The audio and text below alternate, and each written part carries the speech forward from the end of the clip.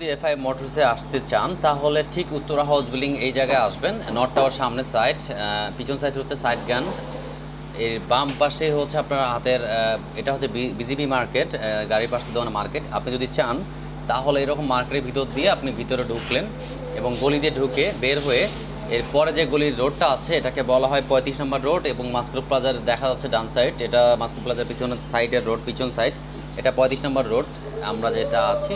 এখন আমি ঢুকতেছি সেক্টরের ভিতরে, আমরা যাব হচ্ছে 33 নম্বর রোডে, ওই রোডে গেলেই পেয়ে যাবেন দোকানটা। তাই দেখাচ্ছি আপনাদেরকে। সামনে যে মোচরটা থাকবে সেটা হচ্ছে 34 নম্বর রোড, 4 রাস্তার মোচর যেটা পাবেন এটা 34, এটা 34 নম্বর রোড। আর দুই পাশেই, আর সামনে আমি সোজা যাব, ডানে বামে ঢুকবেন না। এরপরে যে সোজা যাওয়ার পর আপনি কিভাবে এফআই মোটরসে আসতে পারবেন, ঠিক সামনে আশেপাশে দেখতেই পাচ্ছেন, এই পাশে বাম সাইডে আপনি ঢুকবেন, এটা হচ্ছে 33-এর আর এটা হচ্ছে 33 নম্বর রোডের তো বাম সাইডে ঢুকলেন, ঢোকার পর এই রাস্তায় আপনি হালকা একটু সামনে গেলেই আপনি এফআই মোটরসটা পেয়ে যাবেন। খুবই ফাঁকা একটা জায়গা, ফরওয়ার্ড শান্তশিষ্ট, এখানে আসলে আপনি এফআই মোটরসটা পেয়ে যাবেন।